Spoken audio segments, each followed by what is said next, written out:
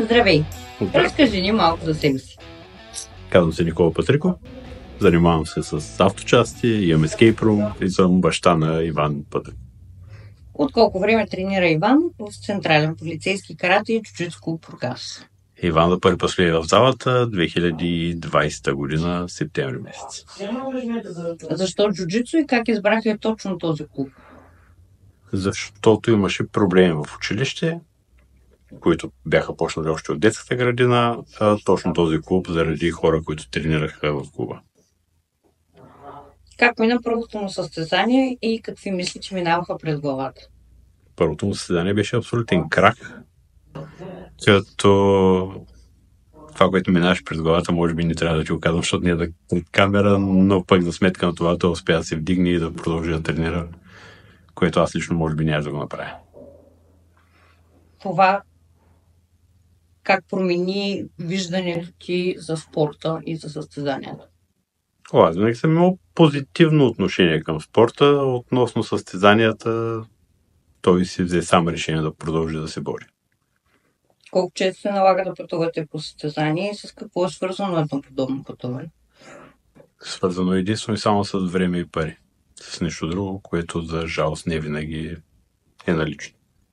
Но правим всичко възможно, за да може да не го лишаваме и от състезание, и от всичко, което е съпътствено състезание. Как се справяте с страха от травми и контузии? Страха го има винаги. В крайна сметка винаги си казваш на ум, че това е просто нещо, което трябва да преживее, да не стига до нещо по-сериозно. Как реагира Иван на загубата? В началото, преди 2-3 години, беше примирен, че това е нещо нормално. Сега в момента се породи спортна злоба. И вече не го приема като нормално, което е окей. То се обсъждате ли вкъщи? Обсъждам и вкъщи, и по път към вкъщи, и седмица след състезанието. Но в крайна сметка избора дали ще продължи и как ще продължи него. Какво се промени в поведението му, откакто тренира? Стана доста по-хрисен, доста по-спокоен и доста по-приятен за съжителстване. А какво се промени във вас? Абсолютно нищо. Същия тъпунгър съм. Ти си на всяко състезание и събитие на клуба. Смяташ ли, че тренировките и състезанията промениха по някакъв начин връзката ви като баща и син? Със сигурност да. Въпреки, че ние винаги сме имали силна връзка като баща и син, но по-скоро клуба влезе в нашето семейство доста силно. И вие в клуба. Какво ви отне и какво ви даде всичко преживяно до тук?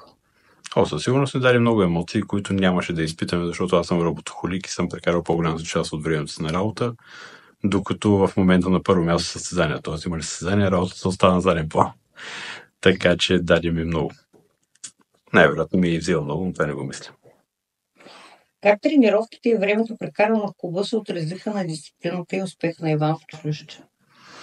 Така или че той знае, че за да продължи да тренира, трябва да се справя в училище. А как се справя, това си изцяло и само негова работа. Кога усетихте, че това е точното място за него? Той го усети. Това е изцяло и само негов личен избор къде да тренира. Ако той беше казал, че не желая да тренира в клуба, нямаше да тренира. Нищо не се прави на сила, за да се случат както трябва нещата. Какви са грешките, които един родител би могъл да допусне при отглеждането на дете с амбиции в спорта и какви грешки смяташ, че си допуснал ти като родител? Ако има такива. Не мога да кажа дали съм допуснал грешки, защото не съм имал шанса да направя втория избор. Това, което аз съм направил като избор, съм го сметнал за правилно и до ден днешен. Може би най-грешната дума, която трябва да се махне от изречението на който да е родител, е думата амбиция. Амбицията си идва сама със себе си и тя не трябва да бъде болна. Колко е важно доверието към треньорите и как те спечелиха ваш? Тя е една такава странна химия, която не може да се опише в интерес на истината и ако я има, той има доверие. Ако я няма, доверие няма как да има. Как смятате, че са спечелили доверието на детето? Той е заводски кретен и харесва с него да се държат по този начин. Когато с него да почнат да се държат сериозно, той не се чувства в свои води. Когато му даваш малко повече свобода, той знае как да не злоупотребява с това нещо. И смятам, че треньорите на клуба успяват да намерят баланса между свобода и строгост, която на него може би до някъде му харесва. В тази връзка, до каква степен смяташ, че е важна комуникацията между родители и треньори? Тя е абсолютно задължителна. Няма как по друг начин. Защото едно дете, поне лично аз го виждам в момента много по-малко, отколкото го вижда Венко. Кога ви беше най-трудно?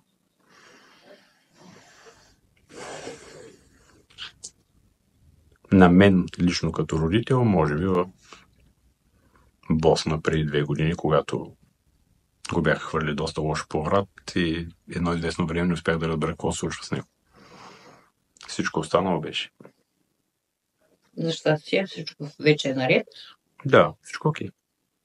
Как се отнася Иван към победата? Усещал ли си да се възгордява или да не се отнася спортсменски или с достоинство? Смятам, че не. Смятам, че за него победата не е на първо място. Да, иска, от едно известно време насам се бори за нея, доста повече отколкото преди, но аз лично, ако усетя липса на спортсменство, ще приключим с този спорт, защото явно не е за него. Как виждаш следващите 5 години? Смяташ ли, че ще откаже на даден етап и как би реагирал, ако реши да спре? Какво би го посъветвал? Сега е момента, в който трябва да го накараме да не спира, защото гимназията, което го чака, т.е. сега е 5 клас, след това е до 6, кандидатстване в 7, най-вероятно ще има някакви амбиции да спре.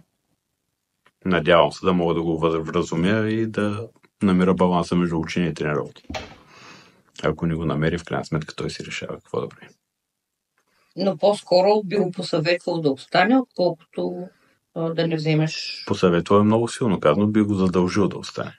Но ако видя, че не може да се справя с ученето, в крайна сметка това му е пътя да напред. Спорта е до време. Още повече в България няма почва, за да се развива професионално като спортист.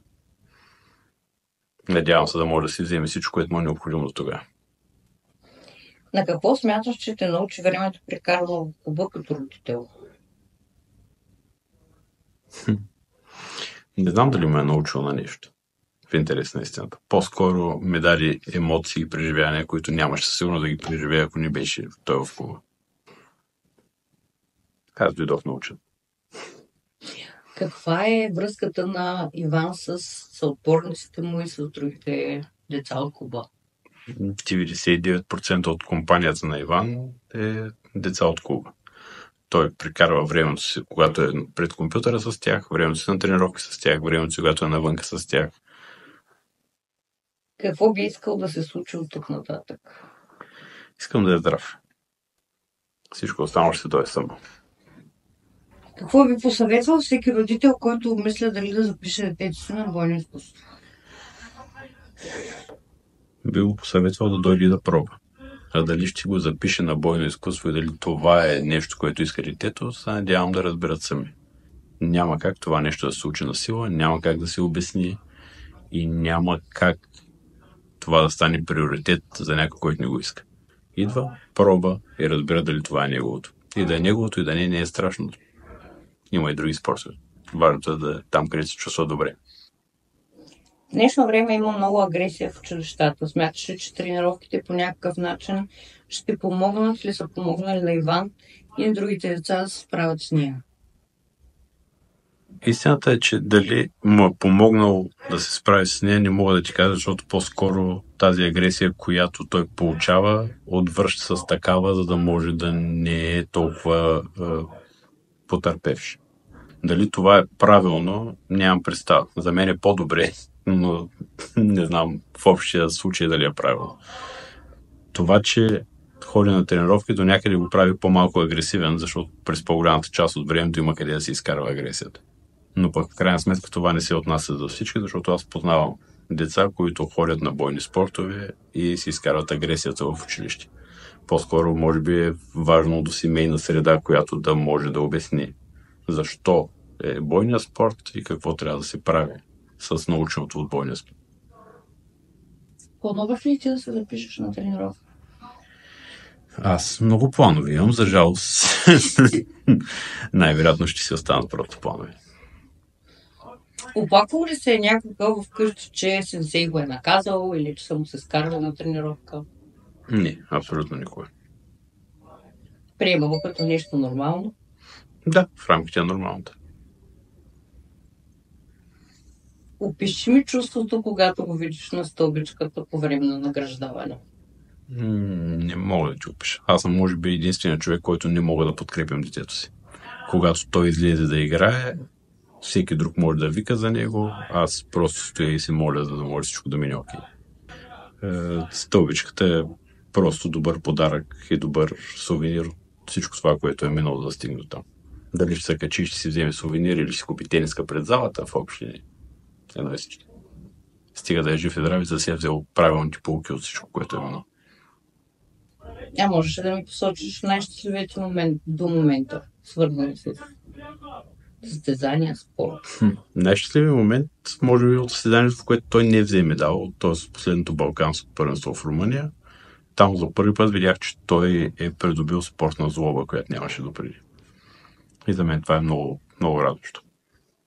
Така се изгражда спортист, бил той малък, голям и така нататък, но без спортна злоба няма как да се случи каквото и да било.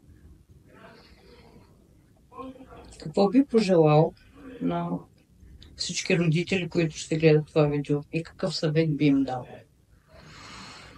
Да не са прекомерно взискателни и да разберат неуспехите на детето си и да поощряват неговите усилия за успех. А дали той ще дойде? Въпрос на време. Благодаря ти.